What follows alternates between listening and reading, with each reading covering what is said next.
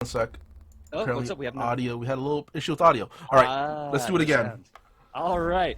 Quick audio problem, but don't worry, because here we are. Welcome to the show that asks you to pull out your chairs, get your TTRPG books, and join us at the table. In honor of the great demise of the wicked mad scientist Mangle Maul, we wanted to do a deep dive into barbarians and also celebrate the amazing barbarian Luchadora that slayed the wicked man. So today, the deep dive on everyone's favorite, angry hurdy boy, the Barbar. But before we do that, let's do our introduction, starting with, of course, the man to my left, Mr. Michael Powell. Tell them who you are and where they can find you on that sweet, sweet internet. Well, I am Michael Powell, and you can find me all over the internet on my social media, which is at Mr. Kapow. That's MrKapao. And how about you? Well, my name is PJ McGaw. You can find me all over the internet at pj.mcgaw, Facebook, Instagram, TikTok, and Twitter. Come find me. Let's have a good time. And that being said, let's get this thing cracking with the Barbarian. And if you haven't seen the episode, it's on our YouTube now. Go check out our YouTube. I think we're like only 3 subscriptions away from hitting our solid 100. So if you haven't already subscribed, please do. We're so close. That being said, Barbarian, turn to your books to page 82 of the core rulebook, and you'll find this amazing mountain of muscle. Rage consumes you in battle. You delight in wreaking havoc and using powerful weapons to carve through your enemies, relying on astonishing durability without needing complicated techniques or rigid training. Your rage draws upon a vicious instinct, which you might associate with an animal, a spirit, or some part of yourself. To many barbarians, brute force is a hammer, and every problem looks like a nail. Whereas others try to hold back the storm of emotions inside them and realize their potential, you just release your rage. Only when it matters most. All right. Your key ability for Barbarian is, as you guessed it, Strength. At first level, your class gives you ability boost to Strength, and your hit points are 12 plus your Constitution modifier, which means they are pretty beefy. Beefy boys. Mm-hmm. And let's see what their initial proficiencies are. They're expert in perception. Saving throw is expert in fortitude, trained in reflex, and expert in willpower.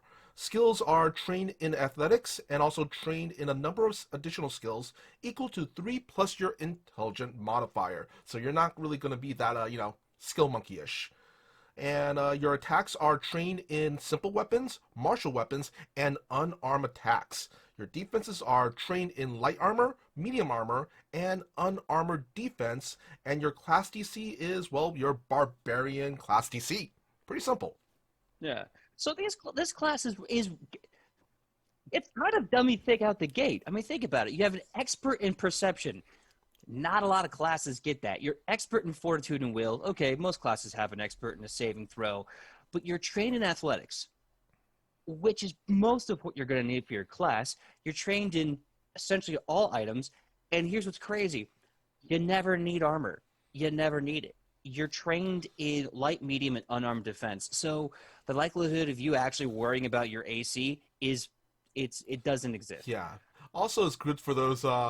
I know a few players who are pretty cheap with their coin. Well, and that's what's great about being a barbarian. All you need is your beady stick. You don't got to worry about Yeah. your hurt mail. All you need is a beat stick and maybe a loincloth.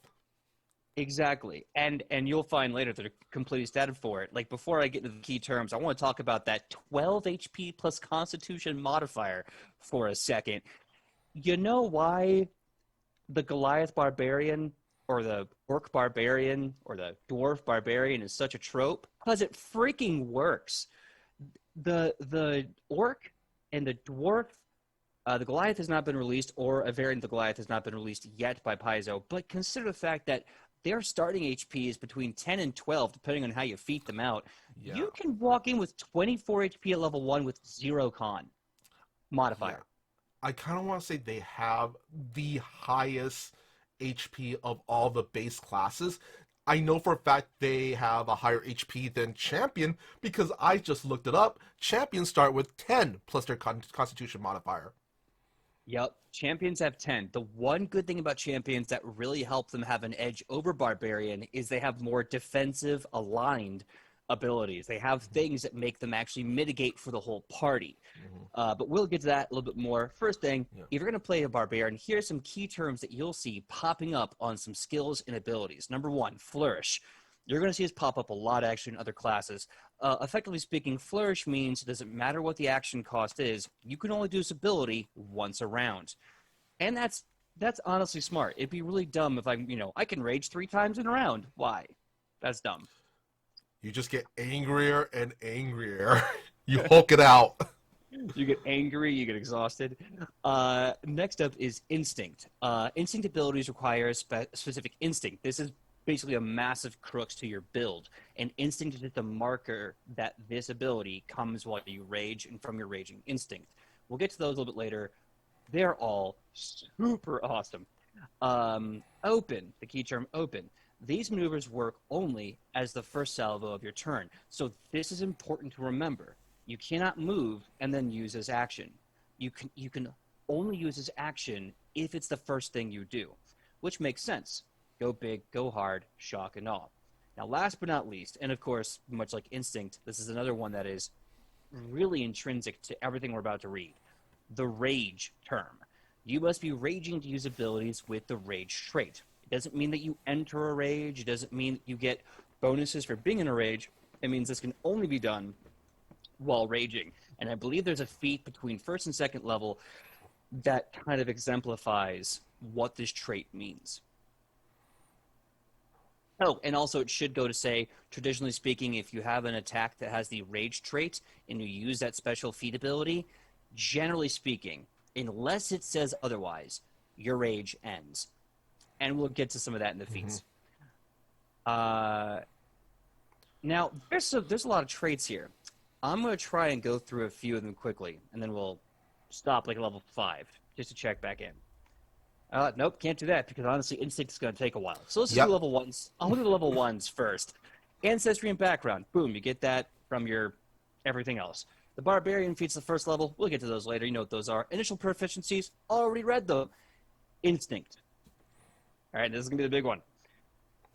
Your rage wells up from a dormant instinct once you learn from a tradition that comes naturally to you. All right, so this is something that's just a part of you.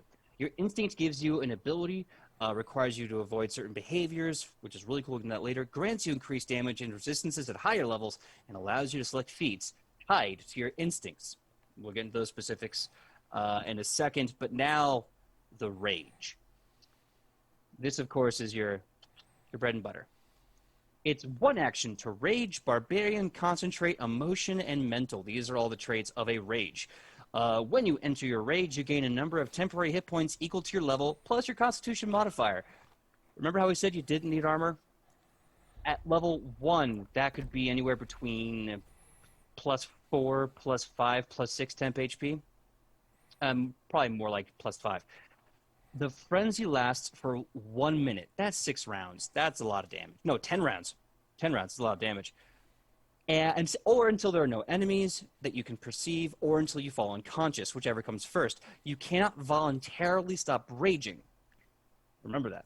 While you are raging, you deal 2 additional damage with melee strikes. The additional damage is halved if your weapon or an armed attack is agile. You take a -1 penalty to AC, which is that kind of unfortunate trade-off. You do more damage, but you're easier to hit. You can't use actions with a concentration trait unless they also have the rage trait. You can seek while raging, so you can make perception checks to see stuff and look for stuff.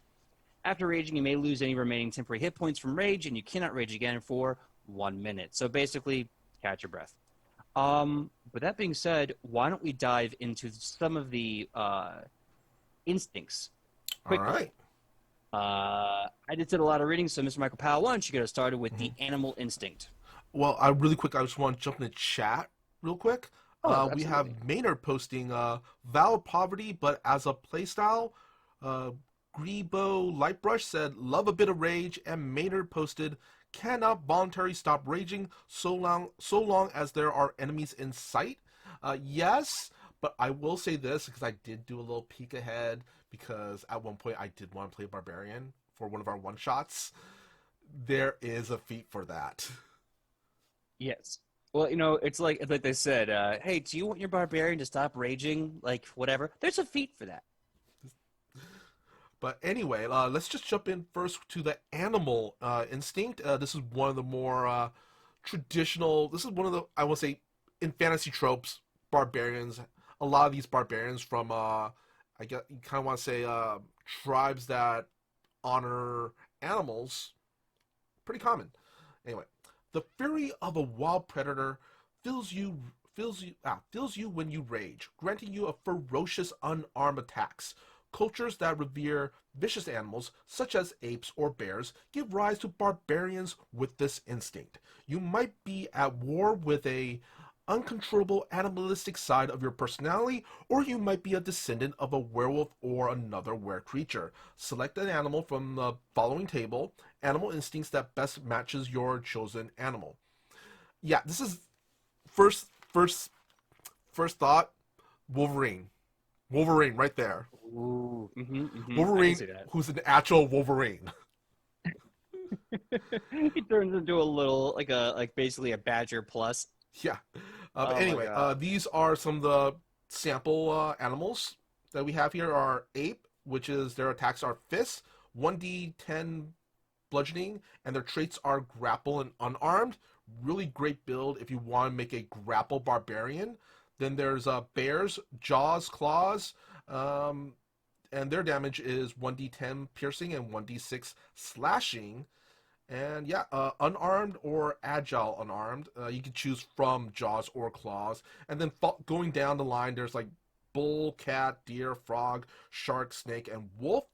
And yeah, and their anathema is, which is if you, they're kind of like rules or laws that kind of along the lines of a champion's tenets. If you break them, you will have to kind of redeem yourself to get these your abilities back as a barbarian.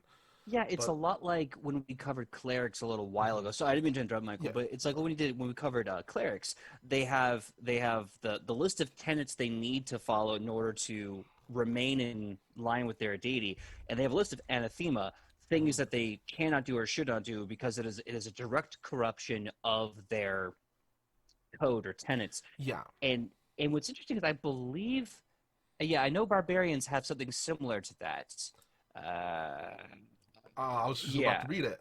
Their thema for at least for the animal instinct is flagrantly disrespecting an animal of your chosen kind is a thema to your instinct, as is using weapons while raging, which means, say you are you have a bear instinct, and you hunt down, kill a bear, and end up selling it, the parts to it, to you know to someone else, or if you enslave a bear and sell it to a circus, that will be breaking your rule, or Mhm. using a weapon when you're raging. So the thing with animal instincts, you're basically going bare hands. Ha, bare hands. Exactly. But anyway, bestial rage is the instinct ability, which means when you rage, you gain your chosen animal's unarmed attack or attacks. The specific attack gain, the damage it deals, and its traits are listed in the animal instincts table. Uh, these attacks are in the brawling group, and your rage action gains the morph, primal, and transmutation traits, which flavor-wise kind of cool. When you're raging, you kind of get these like animal parts, not animal parts. That's a horrible way of saying it. You get Kind of. I mean, you, kind of. The frog yeah, gets a tongue. kind of like a werewolf essentially. Like if you're a bull, you get horns. If you're a bear, you might get like a snout or bear claws. Or if you're, it's really cool. If you're an ape, animal instinct, you could change your arms to like giant ape arms. You could King Kong it out. It's really funny because when we were, I'll say this after done with the specialization ability and the raging resistance. These abilities will be coming down later Hmm. for the barbarian, but it's important to note them when you choose your instinct because they are part and parcel of your build. You just don't get them until like level 9 and 11, level 7 and 9 respectively. Sorry. Yeah. And So at once you, level 7, you get yeah. their specialization ability is increase the damage die size for unarmed attacks granted by your chosen animals by 1 step, and increase the additional damage from your rage from 2 to 5 for your chosen animals' unarmed attacks, such as your frog's tongue attack or your deer's antler attack gain 10 feet. Or if you have greater weapon specialization, increase the damage from rage from 5 to 12 of your chosen animal's unarmed attacks. So you hit harder. And if you have certain traits, you get more reach for it. And then at level 9, you get Raging Resistance, which is you resist piercing and slashing damage, which is pretty common types of damage. Mhm. And it's funny because it doesn't say how much the resist actually is. Because like in other editions, resist means just half it. In this game, specifically, it is a numerical amount, and I believe I want to say, and please check, correct me if I'm wrong on this. I want to say that the resistance in this case is equal to your level. If not your level, then your level halved. It's generally speaking the math on that. So the fact is, at level 9, you now have, let's say, approximately a resist 5, piercing and slashing damage at all time. Well, at least when you're raging. Yeah. So that's pretty good. Um, and also, what I love about the anathema is that, like, sorry, it's in my head. Is that it's kind of like with the other classes. It gives you a way to play your character without pigeonholing them. It allows for role play, uh, and really great choices on how to play that idea of. Um, uh, sorry, I just got some a weird update, and I hope everyone's okay. That being said, focusing back on the show, I'll say this before moving on to the next instinct. Is there a way to combine the ape barbarian with the monk class and have a super grapple, super hard hitting punching machine? I'll leave There that as might, there might, there might. I I, think there is. I think yeah, there because is. I was looking into it. You can definitely multi-class as a barbarian and get a limited but still effective level of Yeah. feats and rage. Mhm. I will say Next up, what I really love about the more recent additions is they're not, what do you call them, alignment dependent. There's no alignment yes, requirement anymore. yes, absolutely. Especially not with barbarian, which would be silly. Why would a Yeah. barbarian have to be aligned? Next up, dragon instinct. Do you want to be a dragon disciple? Of course you do. Breath Death Revolution is the best thing ever. I highly recommend it, and here's why.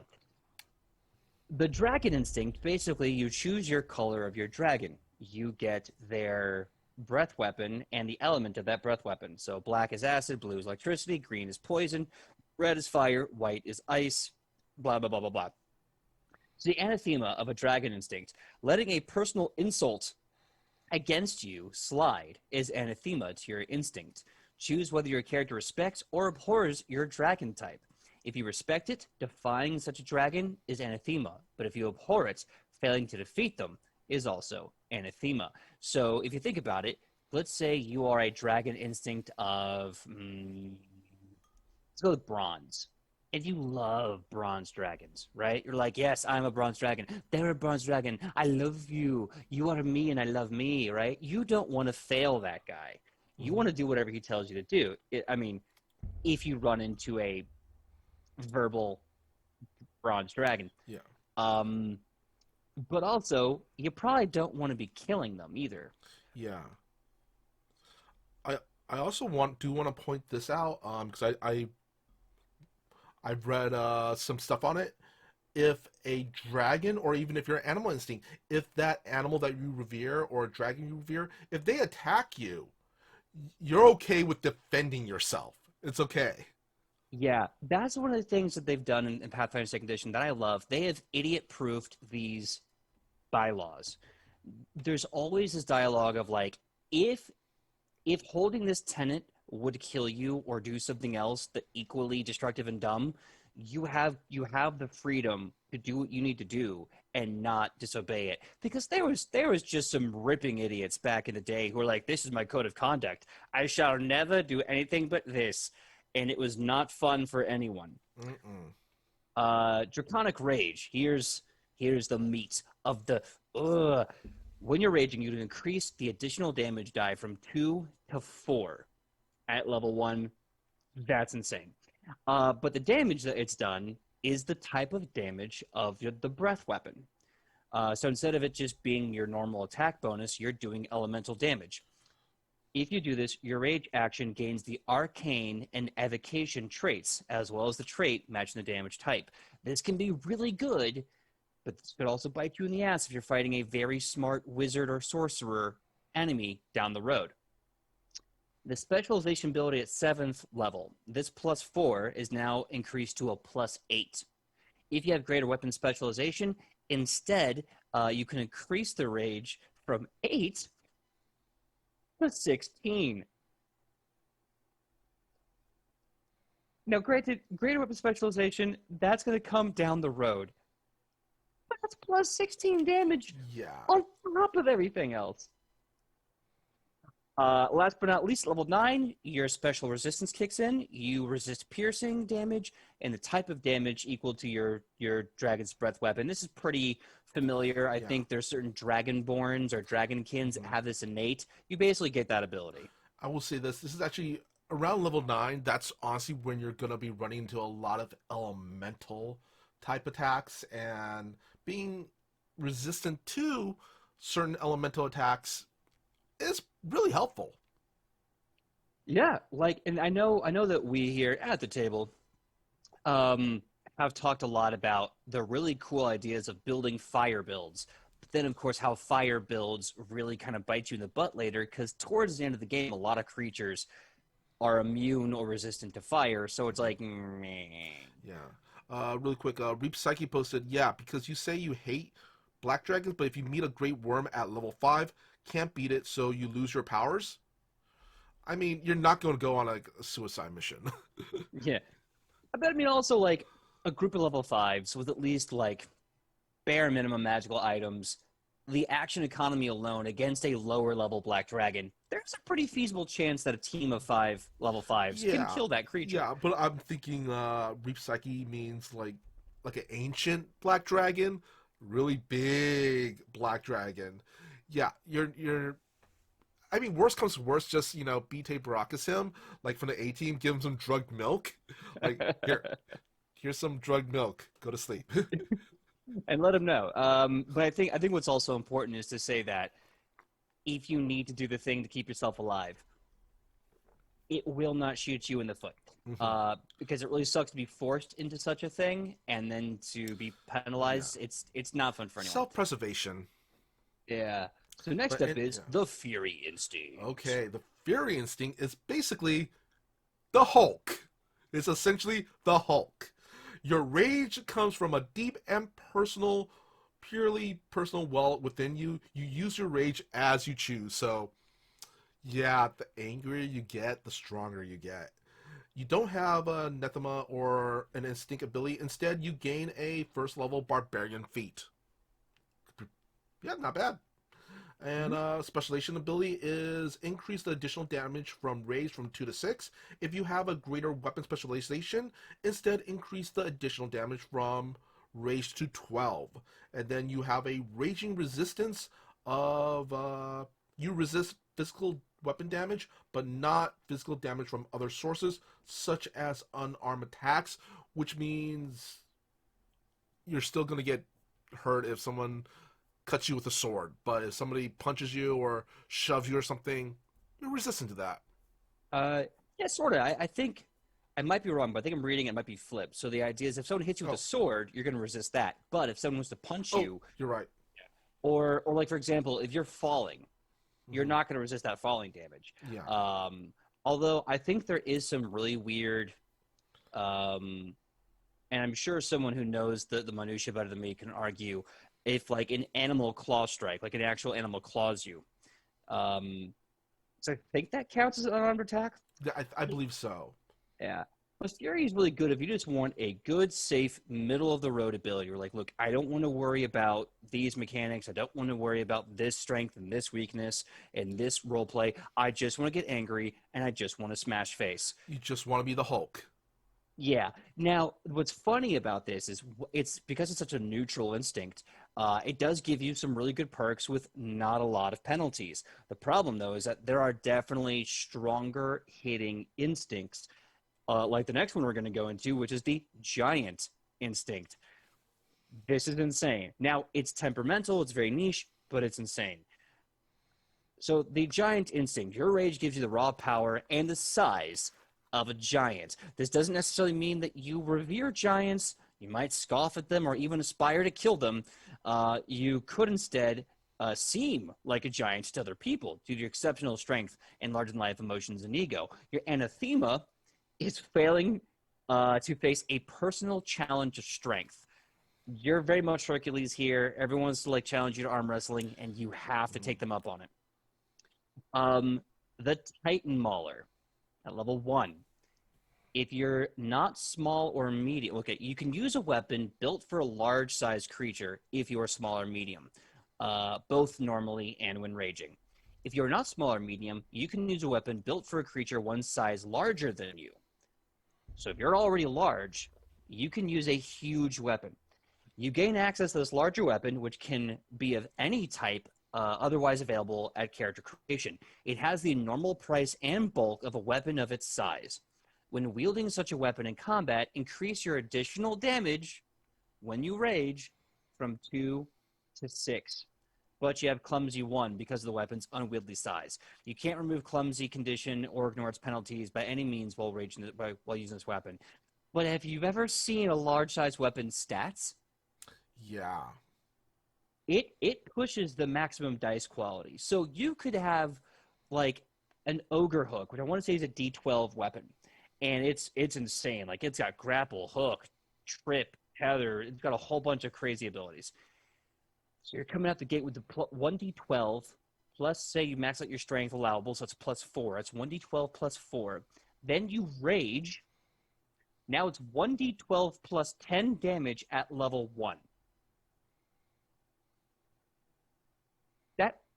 That's 24 damage maximum non-crit.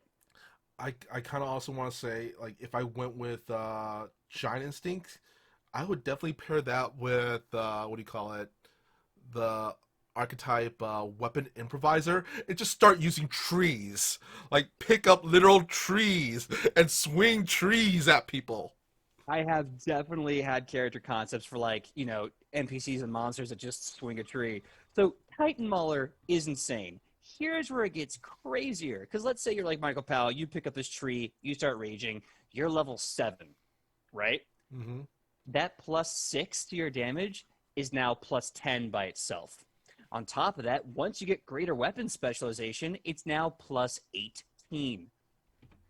So when you get greater weapon specialization, let's just say at this point you have a 20 strength. You're still using that tree, which is maxed out at 1d12, not even including your weapon runes. That's 1d12 plus 5 plus 18. That's 1d12 plus 23 damage. I I just realized something with this instinct. You can literally be the Hulk swinging around Groot, a fully grown Groot. I just love that that's a thing. Like the Hulk used Tree Boy. And last but not least, for the giant instinct, because your dummy thick weapon strikes are not enough. You resist bludgeoning damage and your choice of cold, electricity, or fire. And you can choose this elemental affinity when you enter your rage. Anytime. If you are fighting a fire-breathing dragon, and last time you fought an ice-breathing dragon, so you're like, well, screw that ice. I'm going to resist it. Oh, no, fire dragon. I'm still ice-resistant. No, you can go to fire resistance Uh, anytime you rage. DJ, are you sure? Because the way I'm interpreting it is when you gain raging resistance, which means, at least to me, it sounds like when you hit level 9, you choose from cold, electricity, or fire. I think you're making a very good point because the language could definitely be so that when you get the ability at level 9th, a level 9th, level 9, or when you activate your rage and get the resistance from that rage.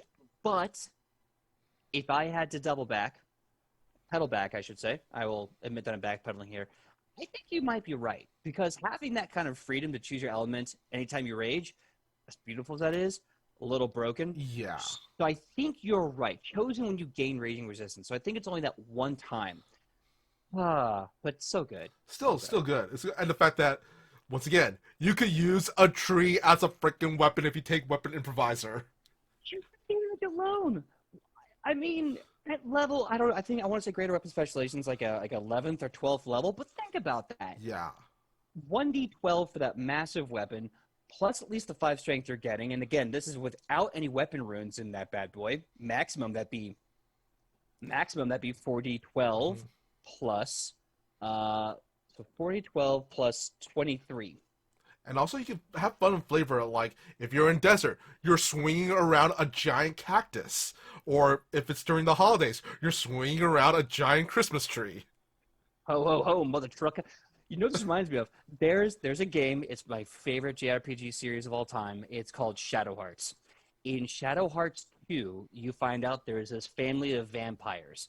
The first vampire was, I think, a black vampire bat that turned into this very pretty vampire guy with a rapier.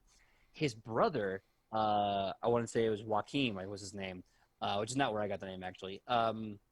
Joaquin turns into a golden bat or a blue bat, one of the two, and he's a professional wrestler. And what he does is he takes a giant weapon and he uses it like it's a practicing dummy and beats you with it. So he'll do things like German suplexes with the weapon, so he smashes you with it. And he'll do, oh god, he's so crazy. I just thought about this. If you're fighting a vampire, you can use a whole tree as a stake. Oh, but you could though. Boy, you could though. You don't have to worry about missing the heart because you have a freaking tree. That is very true. Anyway, moving on. Next up is Spirit Instinct, which is the instinct I believe our Barbarian luchadora friend Ichi is, right? Very much so actually. Yeah, that is her instinct. All right. Whenever you are emotionally sensitive to spirits around you, worship ancestors I am blanking on how to pronounce words today. Anyway, or are haunted by a specter of an ancestor, relative, friend, or foe, your rage takes the form of spiritual possession. Anathema is disrespecting corpses or spirits is the anathema to your instinct. Defending yourself against undead creatures is not. I like that because, yeah, you don't want to roll over for zombies. That's never a good idea.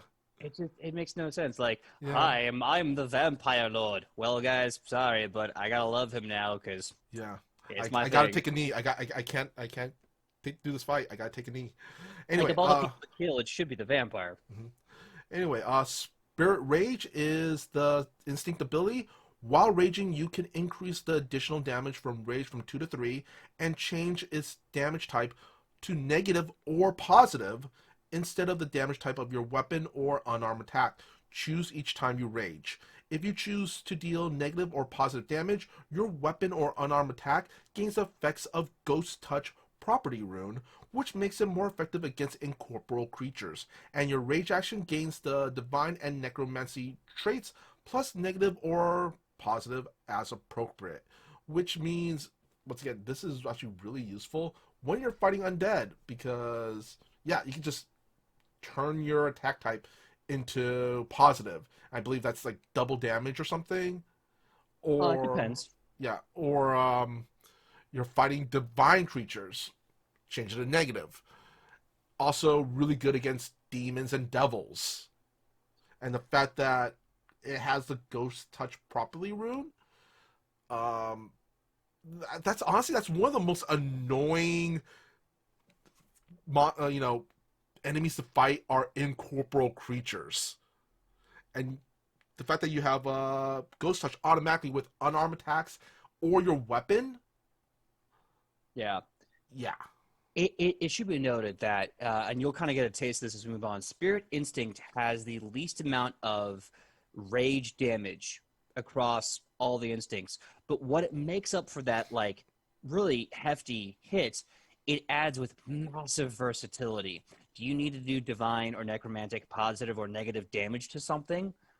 You have that option, especially if you want to play that resistance game and that vulnerability game. Mhm. Do you want to fight a ghost and kill that ghost? Well, boom, there you go.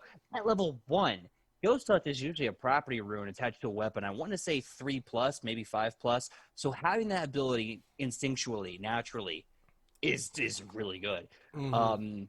And that being said, well, why don't we finish out the Yeah. specialization of the Raging Resistance? All right. Specialization ability at level 7 is when using Spirit Rage, increase the damage of Rage from 3 to 7. If you have greater weapon specialization, instead increase the damage when using Spirit Rage to 13. Lucky number 13. Raging Resistance is at ninth level. You resist negative damage as well as damage dealt by the attacks and abilities of undead creatures, regardless of damage type. Uh, which means, I don't know. It's good, but I kind of wish it had that flip side, like Spirit Rage, where you could decide between negative or positive. Yeah, I think the reason why they didn't put the positive damage in there is because they probably didn't want there to be any debate about if healing would be resisted. Because technically speaking, it's not damage, but it is positively aligned. True. And I'm sure there could be a very intelligent argument or debate with your GM about how dumb that is, and that why it should not happen that way. But just cut out the argument altogether. You know what I mean? Yeah. Also, let's put it this way. Another reason why they may not get positive. This is a huge thing to keep in mind. You can also get resistance to damage dealt by the attacks and abilities of undead creatures. That's an entire creature type that no matter what it does to you, as an attack or an ability, you have resistance against it. True. That's pretty dummy thick. An entire list of creatures you automatically get resistance from. Regardless of the damage type. I totally Yeah. forgot about that. Yeah. Even better. Even freaking better. Yeah, so even if the damage isn't like, I don't know, some regular zombie slash attack that doesn't have negative trace to it, you're still resistant to that because that zombie is still an undead type. Yeah. Think about like you fight a vampire lord. That thing is definitely undead. Maybe it's using a vampiric touch or some sort of vampiric spell, whatever. And I think most vampiric abilities are listed as necromantic. Let's just say some GM is getting spicy and they say, Mhm. no, it's just evocation or some crap. Ha ha, joke's on you. I still resist it because an undead cast it. Yeah, or even if that same vampire lord, is just using a regular sword. Yeah. I mean, if you ask me, like if you want some great versatility long term, I think the spiritual instinct is awesome. Giant instinct, of course, is just great for hurting a man's face. I still want to do like tree, specialize in trees. I get +4 to tree. Now, last but not least, and this one's kind of on the fence, is the Superstition Instinct. This came out with the Advanced Core Rulebook recently last year. There is a note here. If you decide to join the Pathfinder Gaming Society, the anathema for Superstition Instinct is you basically reject all magic. You do not like it. You do not abide it. You can take healing from a cleric, but I think the caveat is only outside of combat. You cannot wear You you magical items. Hmm? you still even you can't even then. It depends. I think because again, this is the problem with this instinct, and this is why there's a bunch of stuff in front of it. You can drink potions, but you can't take certain healing spells. But the note here is if you are in society play, which is usually like the most strict community of gameplay, a barbarian with a superstition instinct can benefit from spells and magic items if they are an unavoidable part of a society adventure, such as if a scenario assumes the PCs are transported to their mission location via a teleport spell, or if an adventurer requires that all PCs participate in a magical ritual. Um, so this is going to be problematic because the thing that this system does and does well is basically stack difficulty, and by proxy allow you, the player, to grow with that difficulty. And part of that difficulty, and no Nat1 even said this, and I respect him for bringing this out, is the idea is you are expected to have magical weapons and items in order to meet the difficulty stacks that they are expecting you to rise to the occasion of. So, what do? This is very difficult. But let me read the full anathema. We'll go from there. Last one will knock this right out.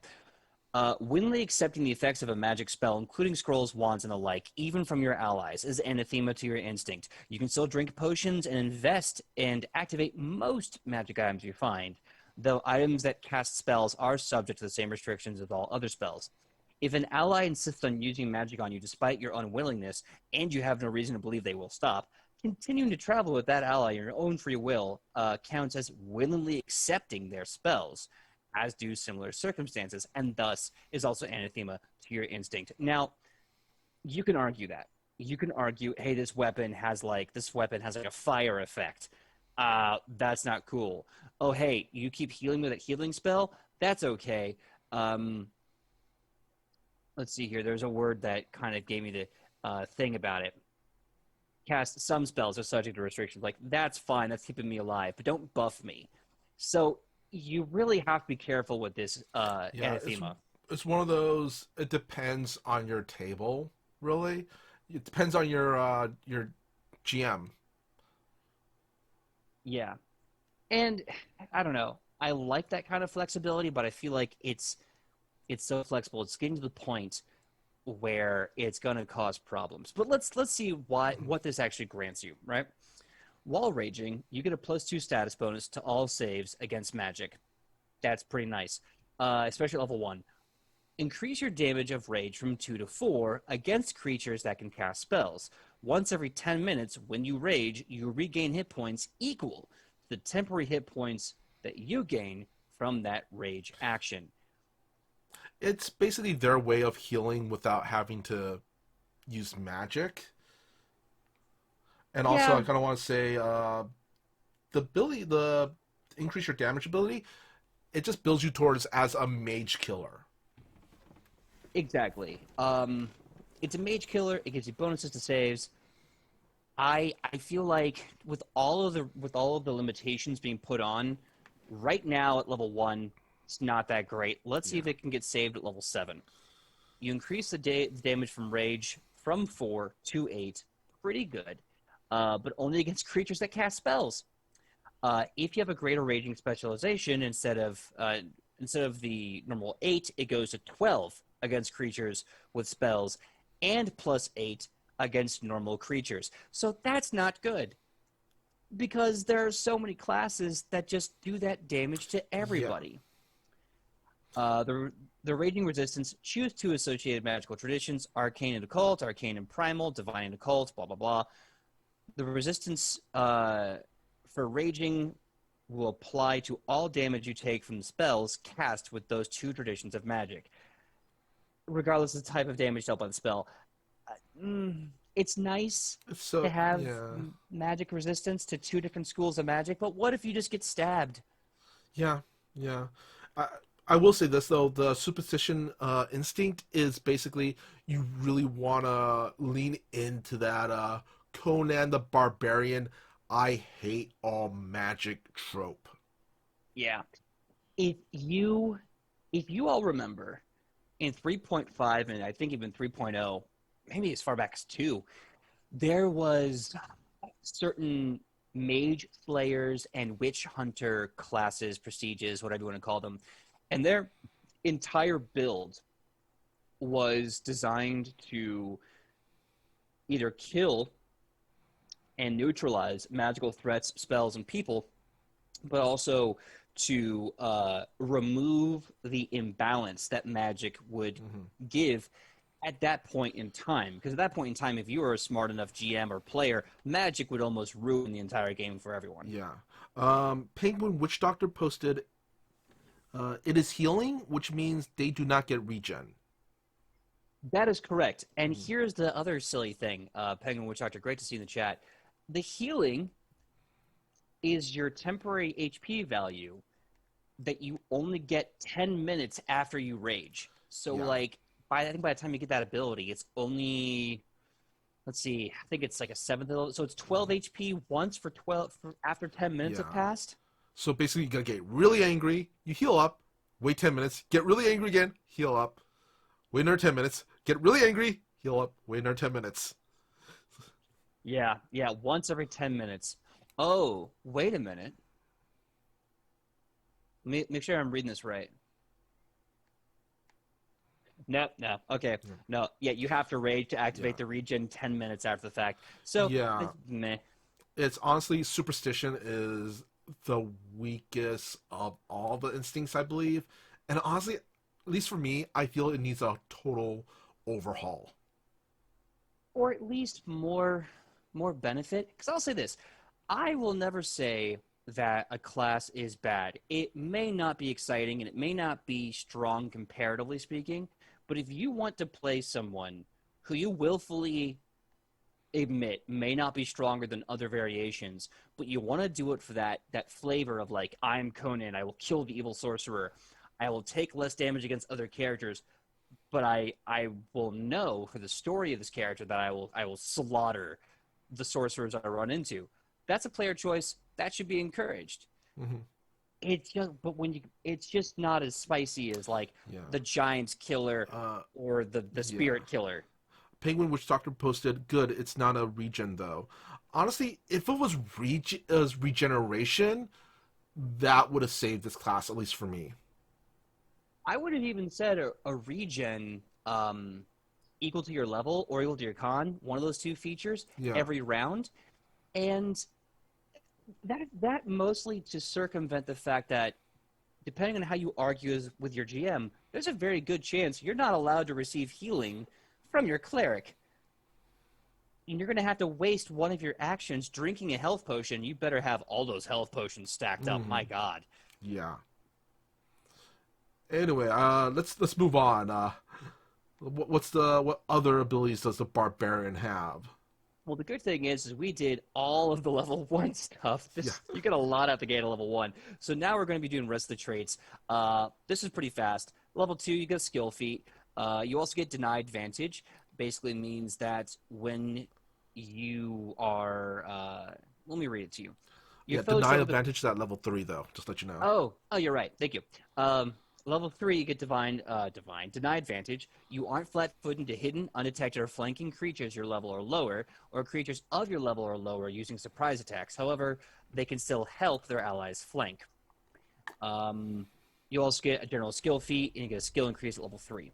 Level 5, stat boost, and ancestry feat. It's something called brutality. Your fury makes your weapons lethal. Your proficiency ranks, basically all weapons, goes up to expert, and while raging, you can access the critical specialization effects, which is nice. Juggernaut at 7, up that fortitude.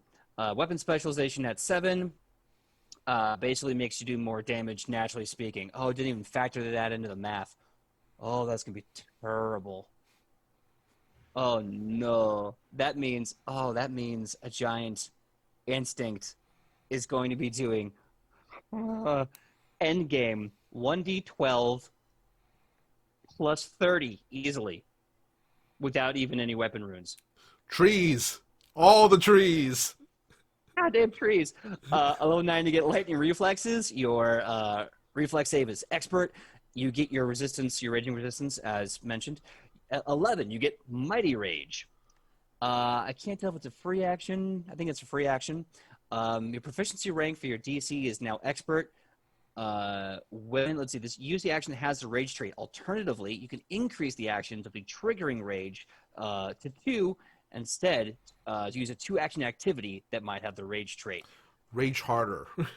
Yeah, basically just rage harder. You can raise... Oh, so here's how it works, basically. Let's say you use one of the many feats that we'll cover in a bit that end your rage, right? Mm-hmm. And technically speaking, you can only rage once a round. But let's say you rage drop all your rage in that one massive attack. Mighty Rage lets you rage again on that turn. So if you've lost it for whatever reason, boop, boop, it's back. Greater Juggernaut at 13, your Fortitude save should be Master. Oh, it's Legendary at 13. Medium Armor Expertise, your Medium Armor is now Expert. Weapon Fury at level 13 as well. Basically your attacks are now Master proficiencies. Greater Weapon Specialization at level 15. This is when you get the pinnacle of your weapon damage really coming in. Basically, the damage from the bonus is now increased to 4, and you get all that great rage bonus. I'm sorry, it's increased to 8 if you're legendary. Oh, I'm so bad at math today. It's warm in this apartment, and I'm just not thinking straight. Oh my god. Last but not least, Indomitable Will. Your willpower saves are now Master, and when you succeed, 1 better. Heightened Senses. Your Perception is now Master. Quick Rage, level 17. You recover from your rage quickly and are soon ready to begin anew. After you spend a full turn without raging, you can rage again without having to wait a minute. So even Mightier Rage, you're just popping rages left and right. Armor of Fury. Your proficiency ranks for light, medium, and unarmored defense is now Master. Again, you don't have to worry about wearing armor ever. And finally, at level 19, Devastator. Your strikes are so devastating that you can hardly care about resistance, and your barbarian abilities are unparalleled. Your proficiency rank for your barbarian class DC increases to Master. Your melee strikes ignore 10 points of resistance to physical damage. Jesus. So you're now level 20. And that's good because everything at this high level has a bunch of resistance. Yep. You're ignoring 10 less of it while doing 4d12 plus 38, 40 damage a strike. Yeah. It's like being a barbarian who specializes in trees at a Christmas tree sale. and you've got to kill Santa Claus. Who's a vampire. Vampire Santa. Yeah, so we knocked out all that stuff really fast. Of course, the heavy stuff was the instincts. Everything else but the barbarian is all about building up 2 core components of your class. Hitting stupid hard and taking as much damage as possible. So can you see why Itchy just chopped that evil Manglemaw in half? Yeah. Took him out. All right, let's move on to the feats. And do you mind if I start off? Of course. I read through so much. Please, knock it out. All right, well, the first one is really simple, which is a level 1 feat called Acute Vision. When you are raging, your visual senses improve, granting you dark vision. So, yeah, even if you're a human, while you're angry, you can see in the dark. I love that. Just like, I'm so angry, even the shadows can't hide from me. Next up is Adrenaline Rush. When you are raging, you can carry more, so your bulk, maximum bulk is increased by 2, and you get a +1 bonus to athletic checks to carry heavy things, escape, or force things open.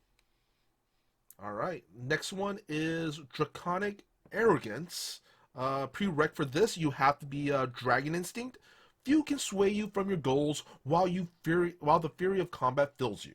While raging, you gain a +2 status bonus to saving throws against emotion effects, which does include Intimidation.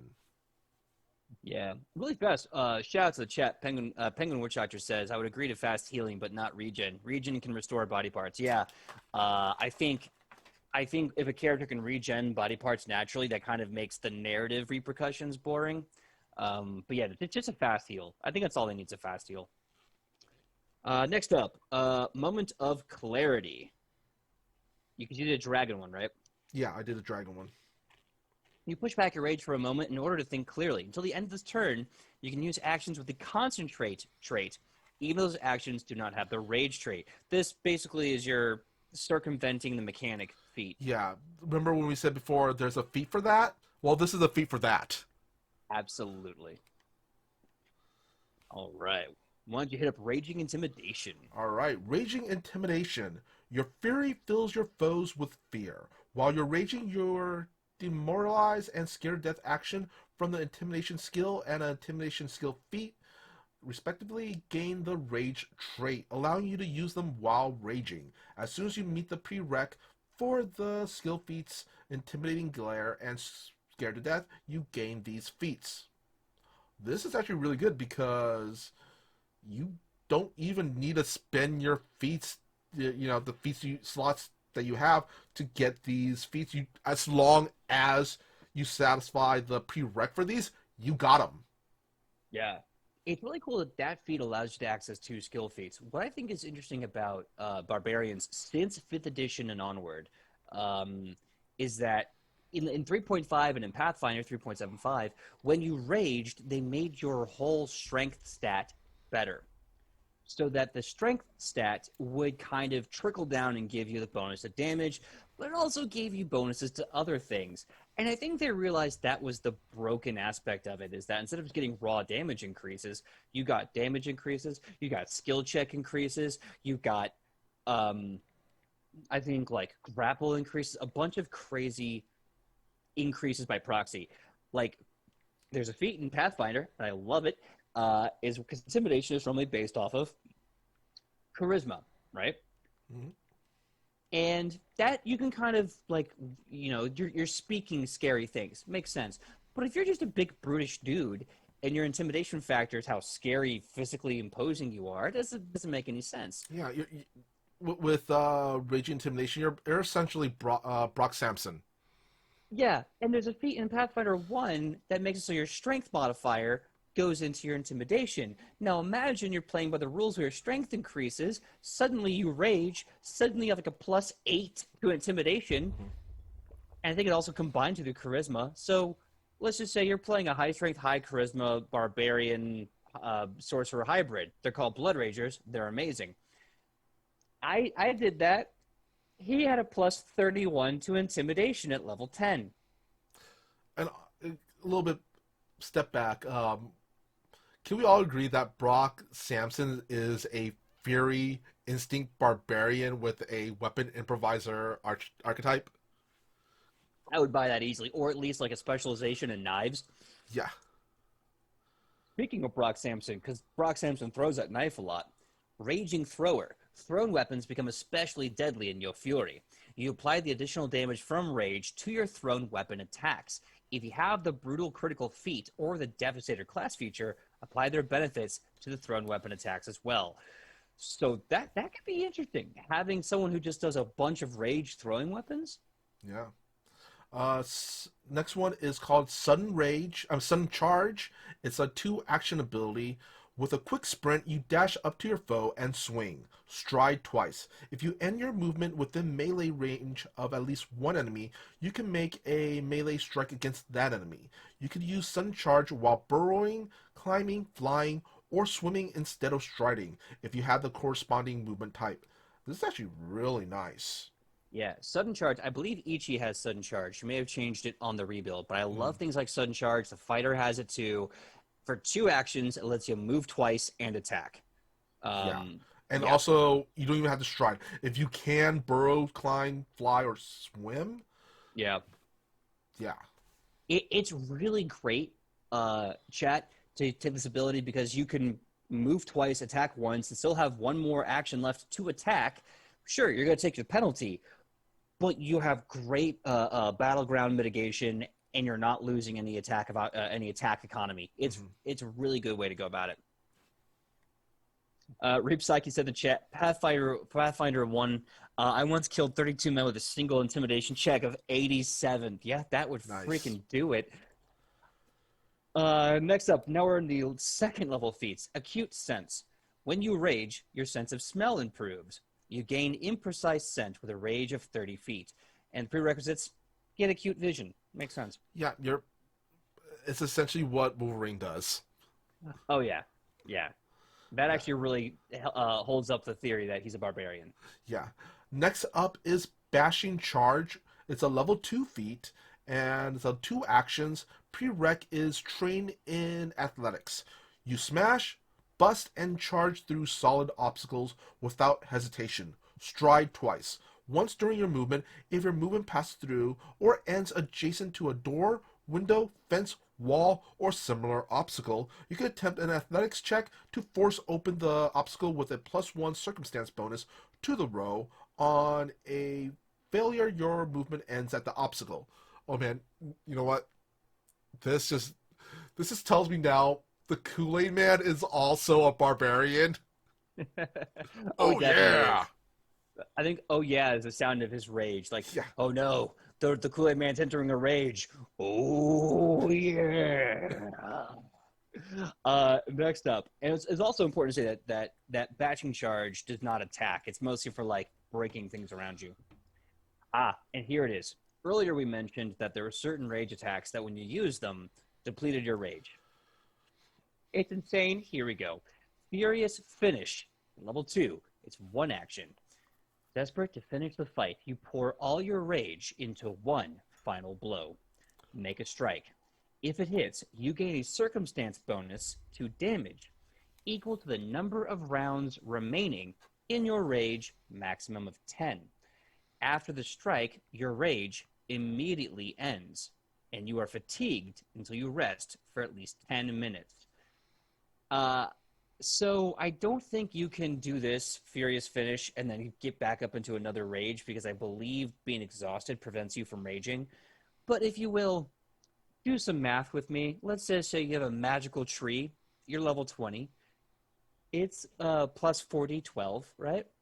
Let's say plus 5 strength. I'm being actually under generous at level 20. Let's say plus 7. So it's 40, 12, plus 7. Let's say you're a giant instinct. That's another 18. So that's 40, 12 plus 25 plus another 8. So that's 33. And then you do Furious Finish. That's now 40, 12 plus 43 damage, non-crit. That's, dear God, that's a lot. Yeah, this is the big red button. That's the end the fight now move. Also, Penguin Witch Doctor, your Minotaur that throws halfling monks is even more deadly. Yes, I Basketball love that. special. All right, so that was Furious Finish. Let's get the next one. No escape. All right. Level 2 feat, no escape. This is a reaction. The trigger is a foe within reach attempts to move away from you. You keep pace with a retreating foe, stride up to your speed, following the foe and keeping it within range throughout the movement until it stops moving or you've moved your full speed. You can use no escape to burrow, fly, or swim instead of stride if you have the corresponding movement type. So essentially, if you ever played Street Fighter Alpha, or I think it's 4, you're basically Alex. There's no escape from you. Yeah. You grab them and you powerbomb them. It's really good when you hate it when an enemy runs away, especially if you're playing with a GM who likes or allows the idea of an enemy escaping. You can just start hunting them down. Next up is Second Wind. You probably have heard of something like this before. You can enter a second rage, but afterwards you need to catch your breath. You can rage without waiting for 1 minute after the previous rage for 1 round with quick rage. But when you end this second rage, you are fatigued until you rest for 10 minutes. I think it's good for level 2, but I think from what we've seen, base mechanics, you'll get something better than this down the road. Yeah, pick this up at level 2, but you're gonna be retraining it soon. Yeah. Next up is Shake It Off. Level 2 feat. It's a 1 action ability. You concentrate on your rage, overcoming fear, and fighting back sickness. Reduce your frightened condition value by 1 and attempt a fortitude save to recover from the sickened condition as if you spend an action retching, basically throwing up. You reduce your sickened condition value by 1 on a failure, but not on a critical failure, by 2 on a success, or by 3 on a critical success.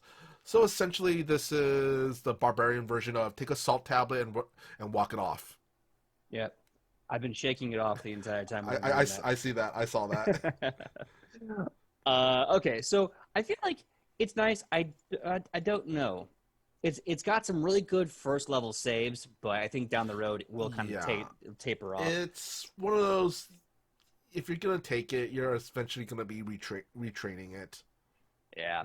Next up, barreling charge, level 4. 2 actions. You must be trained in athletics. You rush forward, moving enemies aside to reach your foe. You stride, attempting to move through your enemy's spaces, and make a melee strike. Roll on athletic checks and compare the results to the fortitude DC of each creature whose space you attempt to move through during your stride. Moving through its space on a success, but ending your movement on a failure. You can use barreling charge to burrow, climb, fly, or swim instead of stride, as long as you have the corresponding movement type. This is interesting.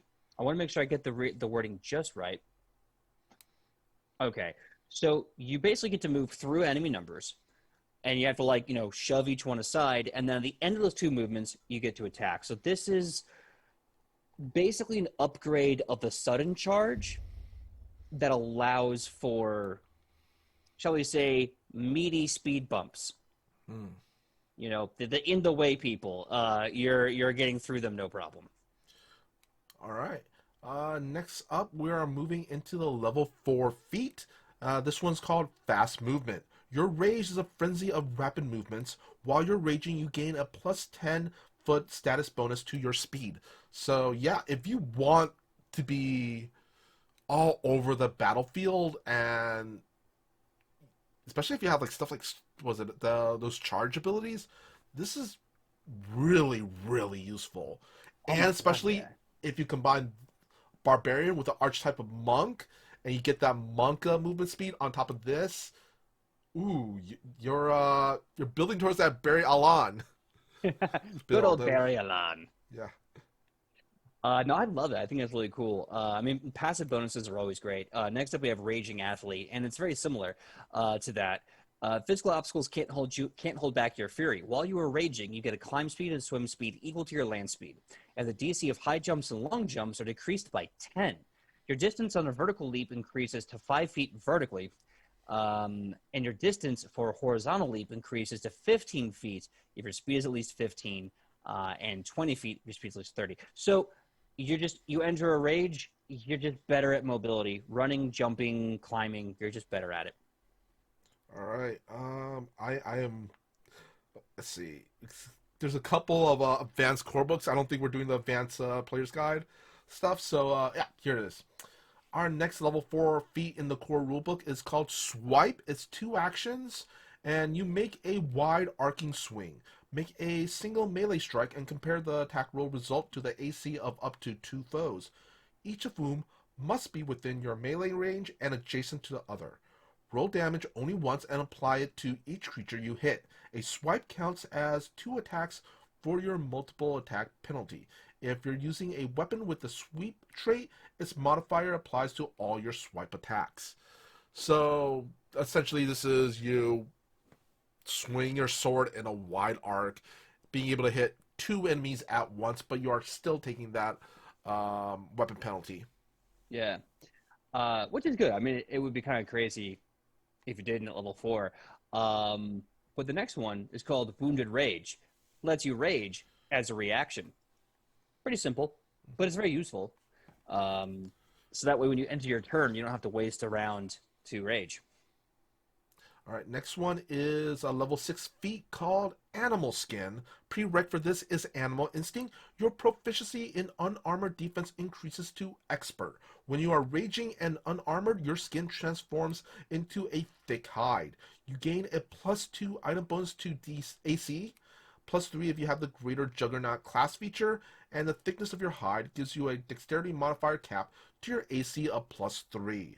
The item bonus to AC is cumulative with armor proficiency runes on your explorer's clothing, mage armor, and bracers of armor.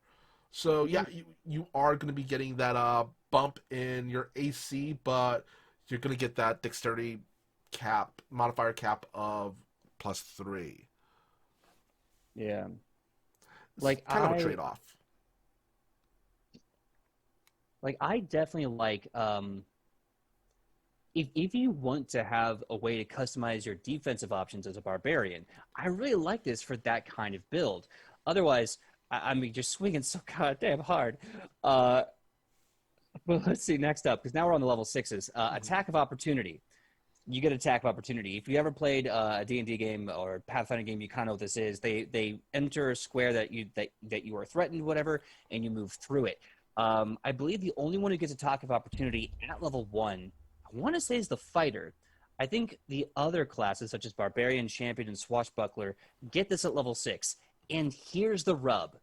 If you do not get the feat, you do not get the ability. Mm-hmm. So, if you're level 6 and you're like, attack of opportunity, a free strike, may not be often, but it's free and it's there, you better make sure you want that as opposed to brutal bully, cleave, dragon's breath, blah, blah, blah, blah. Yeah. Next up is Brutal Bully. It's a level 6 feat, and your prereq is Expert in Athletics. You push your foes around and leave bruises. While raging, when you successfully disarm, grapple, shove, or trip a foe, you deal that foe bludgeoning damage equal to your strength modifier. Add this to the damage from a critical success to trip. This is one of those, if you're building towards a grapple barbarian, this is something definitely to get. Oh, yeah. And if you know our wonderful luchadora, like, barbarians are so good at grappling with their massive strength, bonuses to athletics. And I got to give her credit. She was really brilliant. Sam really chose a really smart thing because she made herself a rock dwarf, which means that she is harder to physically move with grapple checks and other athletic endeavors. So while she can slam people and move people physically, the minute they grab her and do the same, it's like at half the movement they would normally achieve. Mm-hmm. So it's brilliant move, Sam. If you're watching this, you're smart. I mean, you always were, but like, really quick in chat, Penguin Witch Doctor posted, Strix Barbarian just says, you can't hold me down. I could run, fly, swim, and climb anything. And Reef Psyche posted, like Little Caesars, it's not great, but it's hot and it's ready. I love that. It's hot and ready. Oh, but is it good? Listen, my man, I said it's hot and ready. You get 2 out of 3. I love that meme. I also love Penguin Witch Doctor's idea of a Strix Barbarian. That's a really interesting... That opens up a lot of avenues for combat, especially for things like move twice. I'm going to fly twice. Next up is Cleave. It's a reaction. Your melee strike kills a creature or knocks it unconscious, and another foe is adjacent to that creature. You know this one if you played 3.5. Hell, you may even know it by a different name in 5e. You swing clear through one foe and into another. Make a melee strike against the second foe. As a reaction, free strike. And you know what I don't see? Correct me if I'm wrong, Adam Generator, or anyone in the chat, but I don't see anything here that says this activates the multiple attack penalty. Yeah? I mean, I don't see it. Ergo, there you go. I think you get a free strike with no penalty. That sounds really good. All right, next up is Dragon's Rage Breath. It's 2 actions. Prereq is Dragon Instinct, and the requirements for it is you haven't used this ability since you last raged. You breathe deeply and exhale powerful energy in a 30-foot cone or a 60-foot line, dealing 1d6 per level. The area and damage type match those of your dragon. Let's see, dragons, see if you're... Sea table, and if you use this ability in the last hour, the area and damage are halved. 15-foot cone or 30-foot line, 1d6 damage for every 2 levels. Each creature in the area must attempt a basic reflex save. So, you know that Barbarian Instinct you have that could breathe fire? Well, it breathes even hotter fire. And, yeah. I like this. If you're going with a Dragon Instinct, you definitely want to try to get this because you get a nice elemental spell-like ability here. Yeah, it's a really good... I mean, the great thing about the Barbarian's Dragon Breath, having played it in first edition and this edition, it is never a bad tool. Yeah. Maybe you're going to do more damage if you run up and crush a guy in the face with your giant tree. Yeah. But also, you have a magical, quote-unquote, ability. And also at level 6, that's you have a 66 range attack. Yeah.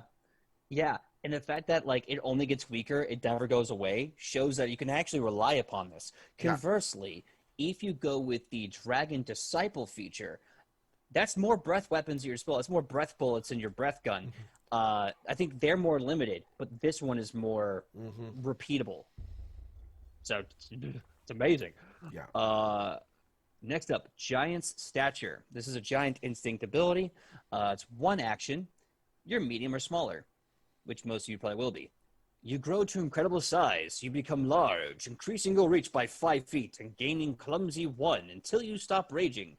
Your equipment grows with you. So now you have bonus damage due to size, reach increase, and I think if you're using I think it's caps out at 1d12. Either way, you just get bigger and hit more damage. It's insane. Yeah, it's not bad. Next up is Spirit's Interference. It's a one action ability. Prereq is Spirit Instinct. You call forth protective spirits to ward off range attacks. Until your rage ends, anyone making a range attack against you must succeed at a DC 5 flat check, or the attack misses with no effect. At level 6, honestly, beating a DC 5 flat check is not that difficult. Well, it's a flat check, so it's just your die. It's just whatever the D20 shows. So if you roll a D20 and the D20 says 5 or 6, you're good. If it says 1, doesn't matter what your bonuses are, you're still kind of screwed. That's why I always feel like flat checks are kind of weird. Like, I get the idea it's just meant to be a risk about whether or not you're going to be able to activate this with some success, but like, I don't know. 5 just seems you way too have low for me. you basically have, let's see, 1 in 4 chances. Yeah. The one good thing about this, though, right, is that I think they have approximately a 20% margin of error here. It's all attacks, all range attacks, I should say, have that 20%. Even if they were to crit, I think they still have to make that flat DC, or else it automatically misses. I think normally that would be the language otherwise. But hey, it's an interesting defensive maneuver. Yeah. I like it. Anyway, where are we now? Animal Rage? Yeah, I believe so. Yes. Level 8. We're almost halfway there. Mm-hmm. One action. You transform into your animal. You gain the effects of a 3rd level animal form, except you use your own statistics. Temporary hit points and unarmed attacks instead of those granted by the animal form. Oh no. You also retain the constant abilities of your gear. Good, I'm glad they put this out because this was my fear. If your animal's a frog, your tongue's reach is increased to 15 feet. That didn't assuage anything. Dismissing this transformation gains the rage trait. Okay. So if you're an animal instinct barbarian and your animal is a frog, at level 8, if you want to, you can become the world's strongest freaking frog with a 15-foot tongue with a 20 strength. And you also never skip leg day. You never skip tongue day. Oh my god. Like, a tongue only does 1d4 damage. But that's still plus at least 5. That's, oh my god. All right, next up is Furious Bully. We're in the level 8 feats now. Prereq is Master in Athletics. You bully foes across the battlefield. While raging, you gain a +2 circumstance bonus to athletic checks for attacked actions. Yeah, so essentially, if you want to shove, grapple, trip, anything like that, you get a +2 bonus to that. And trust me, as playing a character who does these athletic checks to debuff foes, this is very useful. Yeah, it's not bad. +2 while raging on top of everything else, that stacks up quick. Mm-hmm. Let's see here. Renewed Vigor. Sorry, I'm getting a lot of updates. I get it, Discord. Renewed Vigor, one action. You pause to recover your Raging Vigor. You gain temporary hit points equal to half your level, plus your Constitution modifier. Okay, so Renewed Vigor is a one action opportunity to just get at level, let's say, another 13 temporary HP. That's pretty good. Next up is Share Rage. One action ability. Prereq for this is you haven't used this ability since you last raged. You stoke an ally's fury. While raging, one willing creature within 30 feet gets the effects of the rage action, except it can still use concentrate actions, which means if Itchy takes this and Rufa's her partner in a fight, Mm-hmm. she give him bonuses to all the athletic abilities to trip and all that good stuff right there. I love that you can just be like, I'm just gonna give you some rage. Have fun with this rage. Hmm. Oh my god. Let's see here. Sudden leap. Two actions. You make an impressive leap and swing while you soar. Make a leap, high jump, or long jump, and attempt one melee strike at any point during your jump. Immediately after the strike, you fall to the ground if you're in the air, even if you haven't reached the maximum distance of your jump. If the distance you fall is no more than the height of your jump, you take no damage and land upright. That's nice. While attempting a high jump or long jump during a sudden leap, determine the DC using the long jump DCs and increase your maximum distance to double your speed. If you have the felling strike, you can spend 3 actions to make a sudden leap and use felling strike instead of a normal strike. Okay. Yeah, this is the feat that you don't skip leg days with. This is in the LARP I go to, we have these things called leap attacks where you basically get 3 free movements. No one can hit you, and while you're jumping with this signal, so people know that they can't hit you, you can just hit them for free. It's really really brutal. Next up is Thrash. One action ability. Requirements are you have a foe grabbed. You thrash the grappled foes around, and it takes bludgeoning damage equal to the strength modifier plus your weapon specialization damage equal to your rage damage. The foe must attempt a basic fortitude save against your class DC. So essentially, you have somebody in a full Nelson, and you're just like swinging them around really hard. I love that. There's so many really cool grapple things that I feel like players can do, limited to the creativity of them and the GM, and I think that should definitely be rewarded. Um, but let's move on, shall we? Because we're starting to run out of time. Mm-hmm. Next one action. Come and get me. This is the first level 10 feet. You open yourself to attacks so you can respond in turn. Until your rage ends, you are flat-footed. It's gonna suck if you fight rogues. However, damage rolls against you get a +2 circumstance bonus, so they do more damage. If a creature hits you, the creature is flat-footed to you until the end of your next turn. If you hit before the end of your next turn, you gain temporary hit points equal to your Constitution modifier, or double that on a crit. These temporary hit points last until the end of your rage. Okay, so this one is dangerous because this is level 10, so so you're probably having maybe like 5 temp HP back every time you hit someone. But again, you fight a rogue with sneak attack, you might get dropped really fast Yeah. before this gets to come into play. And it's not hard to just give sneak attack to any monster GM Yeah. builds. So I don't know. It's circumstantial. It's one of those circumstantial abilities. Anyway, moving on, we are at Furious Sprint. 2 actions. You rush forward, stride up to 5 times your speed in a straight line. You can increase the number of actions this activity takes to 3 to stride up to 8 times your speed in a straight line instead. So yeah, you are a linebacker just charging forward. I remember when we made Harry Allen or Barry Allen, and, Yeah. and we were trying to get like really good. People were saying, "Oh yeah, the barbarian thing is really fast," and it is, but it's only in a straight line. Like you can't move in a circle, but damn, 8 times speed. Mm-hmm. Huh.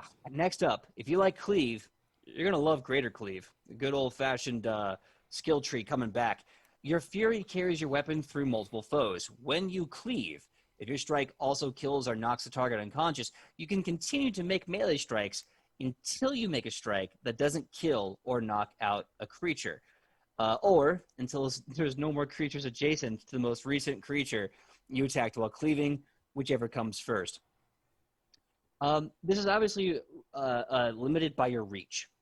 Because you have to be able to hit them, and you can hit adjacent creatures, but it's not like chain lightning. You can't go back. You can only go around you. But you could also, with this, you could essentially use a polearm or even a whip, and just like throomp. Yep. Looks like Maynard for the win is going to bed. Good night, Maynard. It was awesome having you in the chat, and hopefully we'll get to see you Wednesdays. Love you, dude. Sleep well. All right, next up is Knockback. It's a one-action ability. Your last action was a successful strike. That's a requirement for it. The weight of your swing drives your enemy back. You push the foe back 5 feet with the effects of a successful shove. You could follow the foe as normal for a successful shove. So yeah, this is basically a hearty shove. Yeah, it's kind of nice. Your last action was a successful strike. So basically you can attack them, and with one action, knock them back and move with them. So it's really good for crowd control or combat. Or knocking mobility. somebody, like, if they go through, a doorway, you can knock them back. Mm-hmm. Let's see here. Sure. All right, there's a lot of other really good ones in the Advanced Player's Guide, but like we said, we're only doing Core Rulebook because if we did Advanced Player's Guide, we'd be here all day. Yeah. Let's see. Next up, I believe, is even that one. Wow, there's a lot of really good ones in that. In that one. Let's see. Maybe this one. Here we go. Terrifying Howl. One action. Feat level 10. You unleash a terrifying howl. You can attempt to intimidate or demoralize each enemy within 30 feet. Regardless of the result of your checks, each creature is then temporarily immune to this ability for 1 minute. Good old 30-foot intimidation check. Next up is Dragon's Rage Wings at level 12. One action ability, prereq is Dragon Instinct, and you sprout dragon wings from your back of the same color as your chosen dragon. While you are raging, you gain a fly speed equal to your land speed. If you're flying when your rage ends, you start to fall, but the transformation only completes at the last moment, so you take no damage from the fall and land standing up. So yeah, level 12, you're looking to have more movement options, and yeah, definitely flying is really nice. You're going to want to take this. It's really interesting because it sounds like it either gives you a way to get what Dragon Disciples get or to get more of it. So like if you didn't get it at one level, you can get it at another level. Yeah. I highly recommend, just for sheer overpowering force, really combining those two and seeing what you can get. Mm-hmm. Next up, Furious Grab. One action, level 12. Your last action was a successful strike. Can't talk. And either you have a hand free or you strike used a grapple weapon. You grab your foe while it's distracted by your attack. The foe you hit becomes grabbed, as if you succeeded an athletics check to grapple the foe. This is interesting because I want to say there are fighter abilities that do this automatically, as well as there are monster attacks that do this automatically. And that's the interesting thing. You are now basically having an ability that only monsters get. So that can be really good, especially if you want more grappling checks, more control of the enemy, stuff like that. Next up is a level 12 feat called Predator's Pounce. It's a one-action ability, prereq, Animal Instinct, and the requirements are you are unarmored or wearing light armor. You close the distance to your prey in a blur, pouncing on the creature before it can react. You stride up to your speed and make a strike at the end of your movement. So this ability is a lot like one of the ones we previously said, but at later level, and you can only get it as a Animal Instinct. Also, I kind of want to say, you remember that wrestler Rhino back in the day? This is basically the gore. Yeah, he had the gore, and then I want to say there was that one guy who had he was called the Alpha Predator. The alpha male Monty Brown. That's the alpha male Monty Brown. He also had a similar move to the gore. It was called the Pounce. Yep, and he was in TNA, so he'd come at you sideways as opposed to just Yeah, crashing through you. the way he did it was he bounced off the ropes before he hits you with it. Yeah, so like he would throw you vertically, and because TNA was done in the hexagon of Hmm. ropes, he would bounce like diagonally or horizontally. Yeah. So he would, as you're hitting the center, he'd come at you from the side. Hmm. It was really kind of nasty. Yeah, Um, he was also a football player, so he knew how to tackle you. thank God, because I know so many people who weren't football players, like Edge, who did the spear and messed up his own neck. Hmm. Anyway, uh, another level 12 ability, Spirit's Wrath. One action, you have to be Spirit Instinct, like our Luchador, amazing hero. You call forth an ephemeral apparition, typically the ghost of an ancestor or a nature spirit, which takes the form of a wisp. So who knows? Maybe we'll be seeing her grandma or her uncle again. The Spirit Wisp makes a melee wisp rush unarmed attack against an enemy within 120 feet of you. The Wisp's attack modifier is equal to your proficiency bonus for martial weapons plus your strength modifier plus 2. And it applies the same circumstance and status bonuses and penalties that you have. On a hit, the Wisp deals damage equal to 4d8 plus your con modifier. The damage is your choice of negative or positive. Don't apply your rage damage or your weapon specialization damage, but circumstances and status bonuses and penalties that would also affect the Wisp's damage apply. If your Wisp's strike is a critical hit, the target becomes frightened 1. She, if Ichi takes this, can summon the spirits of her ancestors and just like 120 feet, she can beat people with her ghosts. Yeah. It counts towards the multiple attack penalty as if you were the one attacking. So even if she's like, go, Uncle, beat up that bad guy, Uncle is just going to bop, bop, bop, bop, and Yeah. have. Honestly, Oh my God. even with the multiple attack penalties, you're at level 12. It doesn't really matter too much at that point. Yeah, because like I think the highest penalty you can take is a -10. That sucks, but you're still getting a +2 out of it. So, that and your strength alone, Hmm. maybe. It bounces They, out. I yeah, feel it kind of. bounces See, out. the problem is that their ACs are also influenced by being level 12, Hmm. so it might not translate well. See, that's why you have characters like Shonobis and Rufa who could bring down that AC. True, true. My God, just Uh-huh. Spirit's Wrath is such a good barbarian ability. But Uh, anyway, let's yeah. move on to the next one. It's called Titan's Stature at level 12. Prereq is Giant Instinct and Giant Stature.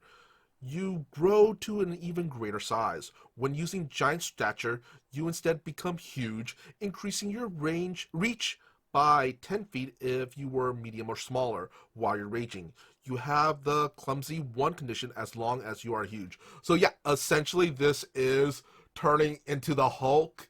You're bulking up really quick. And shout out to Penguin Witch Doctor who mentioned the feat that extends your reach by 5 feet. I have to see if they stack because if they do, that's a lot of reach. That's a lot of insane reach that you can just start Yeah. cleaving with. And Oh yeah, and no, also think about cleaving. this then. You have a weapon with reach, like a polearm or something. If you if you are a giant instinct barbarian with the feat that increases your reach by 5, and you have this awesome reach and this awesome size, let's just say ballpark, you have a 30-foot reach, right? Hmm. And you do greater cleave. You're basically a living fireball. Just keep swinging it. Just keep swinging it. God. Okay, let's see where are we at now?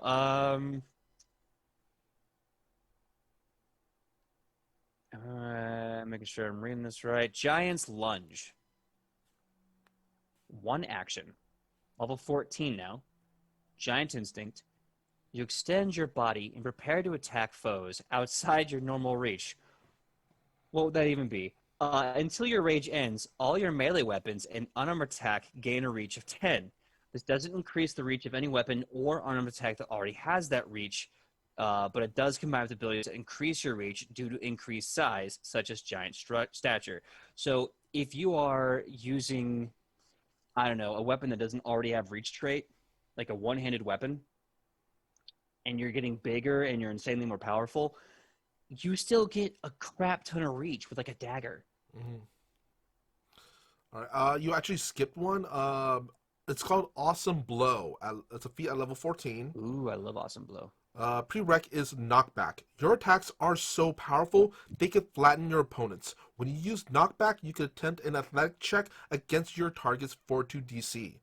Crit success is you gain the critical success of a shove, then the critical success effect of a trip against your target. Ooh, that's nice. Success is you gain the success of a shove, and then the success effect of the trip against a target, and a failure, you just gain the normal effect of a knockback. So essentially, you're pushing them back and then knocking them on their feet. Absolutely. It's a lot more crowd control, and we all know doing melee against a downed opponent, always recommended. Yeah, I wish there was a investigator version of this because I would be spamming this all the time. I mean, I guess you could technically trip, but you wouldn't be able to shove them at all. All right, next one. Vengeful Strike. Reaction. You have to have Come and Get Me already, and that one's already kind of dicey. You have to be under the effects of Come and Get Me, and a creature within your reach succeeds to critically attack you. Oh boy. When struck by an enemy, you respond in turn. Make a melee strike against a triggering creature. This does not count towards your multiple attack penalty, and your multiple attack penalty doesn't apply to this strike. Okay, so since we are now seeing the language that talks about having this reaction attack would not provoke multiple attack penalty, we can now safely assume in the previous iteration where you could attack as a reaction that there would still be the multiple attack penalty. They should put it in there as language.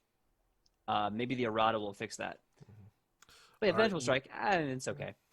Next up is Whirlwind Strike. It's a level 14 feat, 3 actions. You attack all nearby adversaries. Make a melee strike against each enemy within your melee reach. Each attack counts toward your multiple attack penalty, but do not increase your penalty until you have made all your attacks. Okay, so I've seen this before. This is broken, and here's why. If you're that giant instinct and you're huge, you have your weapon reach of like 10, 20 feet, whatever, you don't have to use cleave anymore. You can use Whirlwind Strike, hit everyone within a 20 to 30 foot radius, all of them, with no penalty. Oh, sure, you might get a negative 10 penalty at the end of it, but unless you're doing an attack of op, that doesn't matter. Yeah. God, that's okay. That's honestly, a broken. Oh, that's so broken. At that point, honestly, if you did have cleave or any of that stuff, you just retrain it and just keep the whirlwind, strike. That's all you really need. Yeah. Especially if you're a giant instinct and you have massive bonus to hit and massive reach, because of course you would. That's a massive game changer. Penguin Witch Doctor in the chat says, I always played if you used a weapon with reach and have reach, you cannot attack the 5 feet around you. That's an interesting way to play it. Having used reach weapons in real life, spears and polearms, there is for sure attacks that are written into ancient schools of thought on how to fight, where you either draw the weapon back and hit with the head, or you hit them with the haft. Yeah. So I see where you're coming from this for balance sake. I'm a little, I don't know how to play it as a GM because I've known both sides. Also with even Eastern martial arts, like a weapon like a padao, where it is essentially a reach weapon, you could also swing back at the end with the and hit them with the pommel at the end with under the chin. Yeah, and let me tell you, a lot of the padaos or even the Chinese long spears, halberds, axes, whatever, they had very either hard or sharp pommels. So just because you have a long stance, someone gets close and you cheat with the backhand, that other dagger at the end of your spear is not going to be blunt. You're going to probably kill him just as easily with that pommel spear. At the very least, a dislocated jaw. And that could take you out of fight. True. Brain fart. Next up, Collateral Thrash. We're now hitting the level 16 feats. When you thrash a foe, you smack that foe into another nearby. Another foe adjacent to the grabbed foe also takes your thrash damage with a basic reflex save against your class DC. So you're bowling. You're bowling one into the other, and they're doing damage. I'm just seeing that you're essentially like a tree. You're using your enemy as your weapon at that point. You got them into a full Nelson lock, and you just swing their legs into another person. I'm gonna beat a mother chucker with another mother chucker. All right, next up, we're in the level 16 feats. It's the Dragon Transformation. One action. Prereq for this is Dragon Instinct, Dragon's Rage Rings, and you transform into a ferocious large dragon, gaining the effects of a 6th level dragon form, except you use your own AC and attack modifier. You apply your extra damage from rage, and the breath weapon you use uses your class DC. The action to dismiss the transformation gains the Rage trait. At 18th level, you gain a plus 20-foot status bonus to your fly speed. Your damage bonus with Dragon Strikes increases to plus 12, and you gain a plus 14 dragon status bonus to your breath weapon damage. Yeah, honestly, if you're a Barbarian Dragon Instinct, you don't even really have to take Dragon Disciple at that point. You have Yeah, it built in. and that's what I think is so interesting because like Dragon Disciple, I think goes to level 12 or level 16, and Dragon Disciple absolutely provides all these abilities. So my question for you, the chat, while it makes absolutely 1,000,000,000% sense to go Dragon Instinct and Dragon Disciple, is it really necessary? Is it redundant, or does it just give you more opportunities to do these abilities a day? You know, if you're on a dungeon dive, having like 9 breaths and like 4 attempts at turning into a dragon, they're gonna really come in handy. Yeah, but I'll also say that in certain games where you're not going to be in combat all the time, Hmm. you don't really need that much options. Yeah, don't, especially when just your good old fashioned I'll get angry and I'll beat with stick. It does so much. Uh, Next up, Reckless Abandon. This is a free action that you can get as a 16th level feat. Your turn begins, and you are at half or fewer hit points. Your blood boils when you take a beating, and you throw caution to the wind to finish this fight. You get a +2 circumstance bonus to attack rolls, -2 to AC, and a -1 penalty to saves. These bonuses and penalties last until your rage ends or you are above half hit. Okay, so Reckless Abandon is a buff onto your rage. That's bananas. So you get a +2 to hit, another -2 to either another -2 penalty to AC or a combined like a total of -2 to your AC and -1 penalty to saves. But you get bonuses to hit, which is going to make damn sure you get more dirty crits. And at level 16, you're probably already doing that stupid like 40-12 plus Yeah, 48, and you crit on that. Oh my! I don't want to know. yeah, I don't want to think about it. you become an avatar of rage. An avatar of melee damage. So Reckless Yeah, Abandon is really interesting because like you have to be at half or fewer, and really, if we're being honest, all it's giving you is a +2 to hit. That's yeah, really it. yeah. But it's But a you know free what? action. Getting down to that, a barbarian, honestly, they usually live around the half HP kind of neighborhood anyway, because Hmm. they're soaking up all the damage anyway as a tank. Yeah, and you're gonna have resistances then. So like, Yeah, but here, I guess the benefit though that you have to understand is you are self-buffing by 2 as a free action. So it's like it helps you hit that crit easier. And considering that it's not a spell, it's not a, and you're already raging and getting, yeah. And it's also kind of nice. what I kind of want to say, if you're at that half health, you pop this off, and then your cleric pops you back to full health. You still have this bonus. I want to say the bonus goes away when you go, but oh, so you're still at half though, is what you're saying. No, if you're at half health, you activate this ability, get that +2 bonus, and then on your say your healer's turn, they heal you back to full. You still have that +2 to hit because you popped this off when you were at half health. True. However, the minute you, because the two things are either until your rage ends or you are above half hit points, Okay. whichever comes first. So if you are healed, regrettably, you're going to lose your +2 Oh, to hit. But the okay. good thing is you'll also lose your -2 to AC and your -1 to Mhm. saves. Dear God. All right. Anyway, moving on. Next up is level 18 feat called Brutal Critical.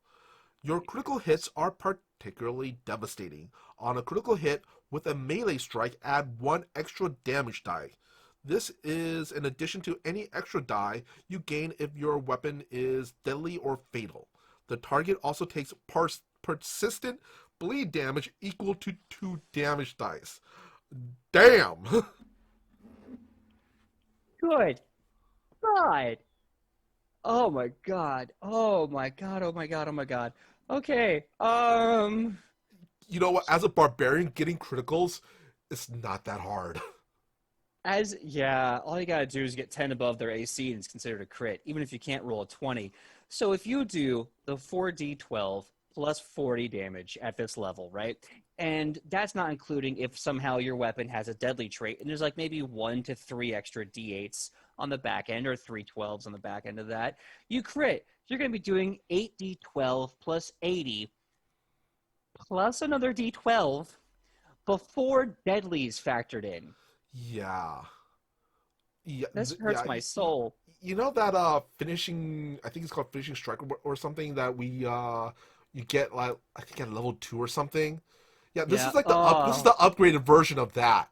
Oh, no, no, because they can Or you combine the co-attack. two. You can. That's the weird part. If you crit your furious finish, it it's basically giving you another 20 points of damage for ending your rage, and on top of that, you still get that extra die. Yeah, you're dropping a Perfect. dragon. You're dropping a Table. dragon with a hit, one hit. This is suplexing that dragon.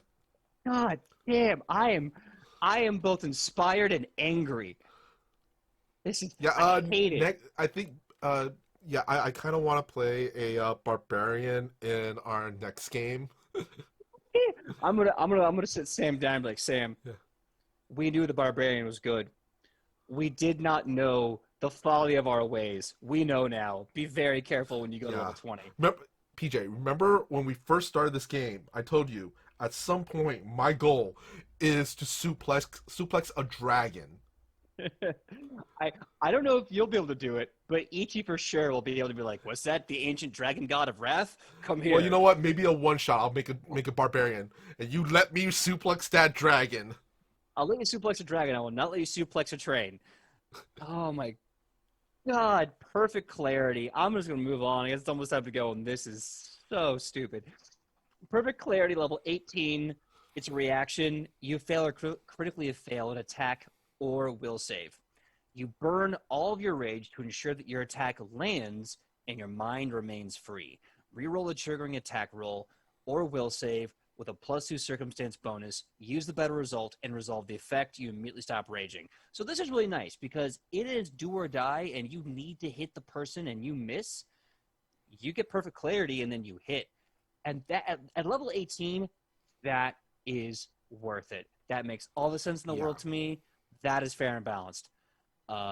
Especially because at that level, we've already talked about the stupid amounts of damage we can do with this class. Mm-hmm. All right, moving on. It's level 18 feat called Vicious Evisceration. 2 actions. You make a vicious attack that maims your enemy. Make a melee strike. If that strike hits and deals damage, the target is drained 1 or drained 2 on a critical success. Oh boy. Okay, that's good. It sucks that it's Yeah, 2 actions, but a drained 2 at level 18 will really pay dividends. yeah. Also, you don't really have that many options to put the drain condition on someone as a martial class. No, you really don't. And it's really, really good that oh, man, 18 is tough. It's hard to see what you want because like Yeah. brutal critical, perfect clarity, and vicious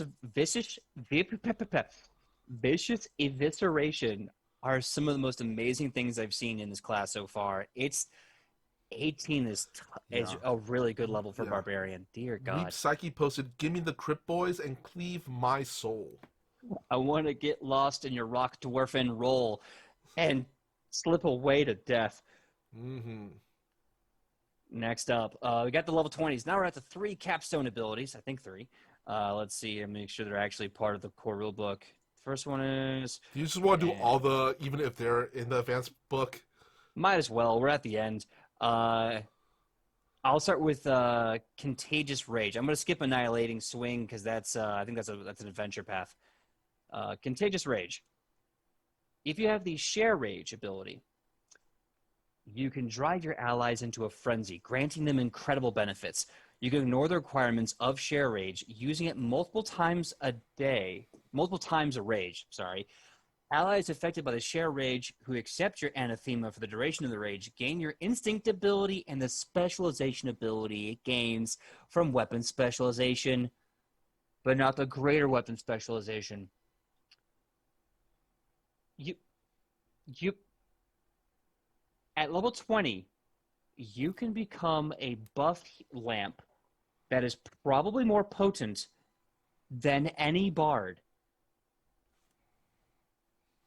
Because you get to give them like a free 8 damage or a free 16, whatever the hell your instinct gives as part of your weapons, but your rage specialization. That is bonkers. Yeah. All right. Next up is called Quaking Stomp. This is the other level of 20 feet. One action. Frequency is once per 10 minutes. You stomp the ground with such force it creates a minor earthquake with the effects of the earthquake spell. So yeah, this is essentially your earthbender. Oh my god. Let's take a look at Earthquake really fast because it's an 8th level spell. Yeah, Range. Yeah. Yeah, it's 500. So it's a 60-foot burst within 500 feet of your choice. Duration 1 round. I'm pretty sure this is around you, but either way, you shake the ground, toppling creatures into fissures and collapse structures. The GM might add additional effects in certain areas. Cliffs might collapse, causing creatures to fall. A lake might drain as fissures open below its surface, blah, blah, blah. So the shaking ground is difficult terrain, and creatures take a -2 circumstance penalty to attack rolls, AC skill checks. Yeah, you can essentially use this and knock a tower over on top of your enemy, which we have done in Edge of Legend. That you have. I think you killed over 30 invading orcs that way. And also the fact that this is you can do this every 10 minutes. It's not even a spell. They'll use a spell slot or once per day. Every 10 minutes. Oh my god, that's such a good point, because, that's disgusting. And looking at the collapse, the GM rolls a flat check for each DC, 16 for basically all these structures around. A collapse item deals 11d6 bludgeoning damage to creatures around it. Each creature caught in the collapse must make a reflex saving throw. So you can either hit a wide area for 11d6, you can give major penalties to everyone, or you can basically create a wall that they're going to have to really bust their ass to get over, preventing their movement almost entirely. You could use this as a defense ability and make trenches, or you can even use it as, not even in combat, just use it to, get rid of obstacles in your path. It's so good. The fact you're getting a level 8 spell that you can cast 10 every 10 minutes is busted. Last one. Unstoppable Juggernaut. Take at least from the Advanced Player's Guide. You have become a brutal, unstoppable force of nature, able to shrug off mortal wounds with ease. You gain resistance equal to 3 plus your Constitution modifier to all damage. All damage. And your resistance from raging increases to 8 plus your Constitution modifier. In addition, if you are reduced to 0 HP while raging, you can end your rage as a reaction to stay at 1 hit point. I cannot talk. If you do, you become wounded 2 or increase your condition by 2 if you're already wounded. So, do you want to never die? Dear God, the Barbarian is so freaking good. Yeah. You're essentially the Juggernaut from Marvel. My God, this thing, I knew it was good because I did some reading when Ichi and I were making her character, when Sam and I was making Ichi, and okay, I knew there was going to be high hitting and defense and blah, blah, blah, blah.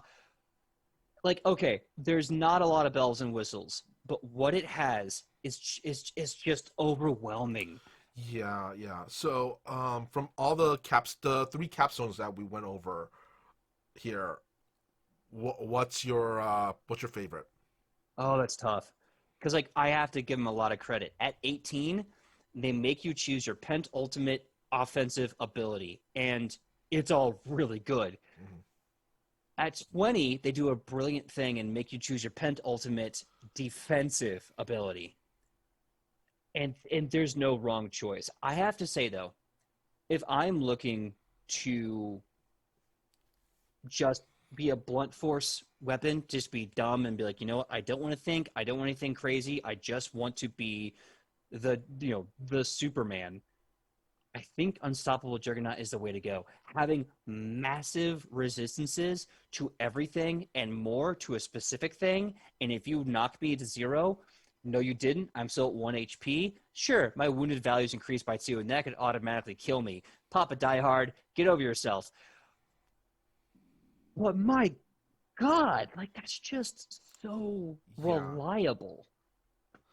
For me though, I'm gonna go with Quaking Stomp because I just feel it just gives you so much more options, and also the fact that there's no the only limit to this is every 10 minutes.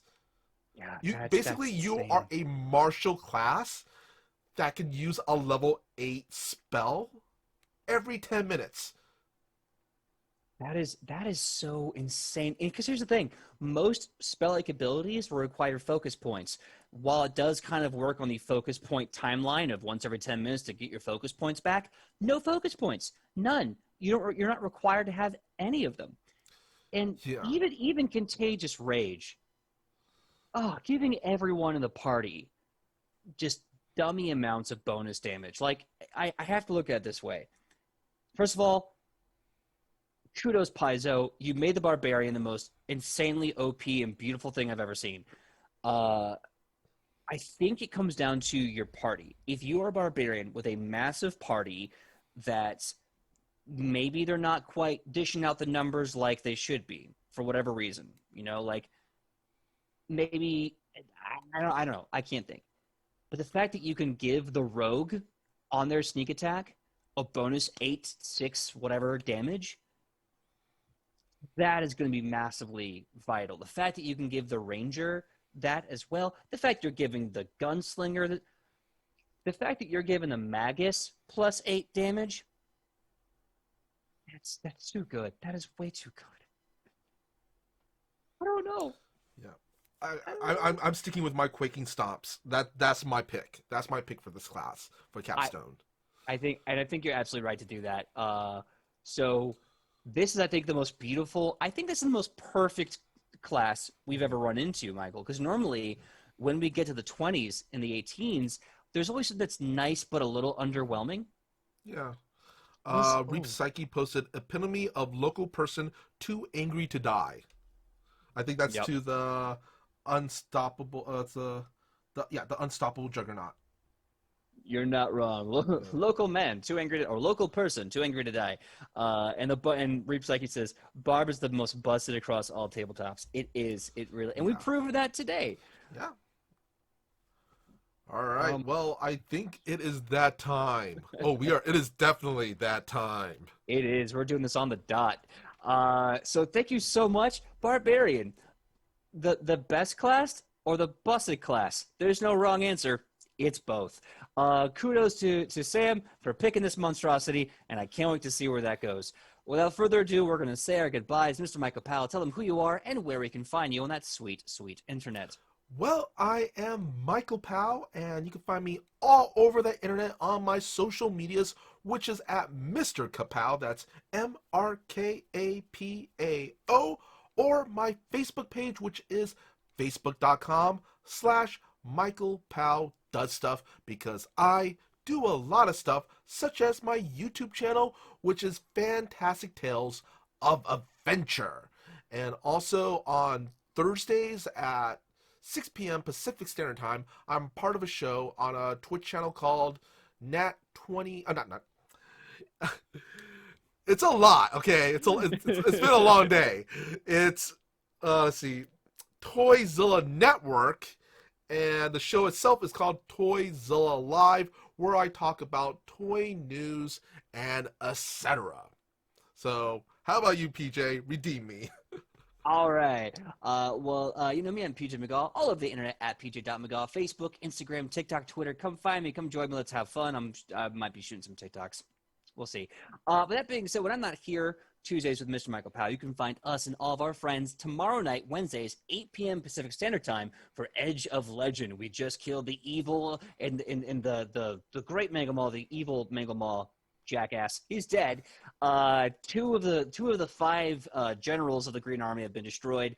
The whole war is open to them. We're going to see where the heroes go next on this grand adventure. And so 8 p.m. Pacific Standard Time, tune in for Edge of Legend. Also, Saturdays, for a little while, I will be part of a really fun and chaotic show on the Gilding Light Twitch channel. So it's twitch.tv/Gilding Light.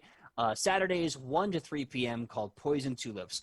It's what happens when four bards get together and decide to break into every single fancy party in some post-revolution Bridgerton French era. Come see us, just chaos, just pure chaos. I played a catfolk, Tabaxi, who was high on catnip. I started slapping a bunch of people. It was madness. Go check us out this Saturday, 1 to 3, for Gilding Light's Poison Tulips once again. And without further ado, before I forget, Jasper's Game Day is coming up May 9th. There are still seats available for your purchase for a raffle ticket to join my game. The link has been put in the Discord. We'll be also putting that up on our Facebook as well. I think it's my phone and notes over there. It's like bit.ly/J Jasper's Game Day, jgd.auction. Or you go to jaspersgameday.com, look up my name, and go that way as well. So without further ado, let's put this busted monster to bed and call it a day, shall we? Bye.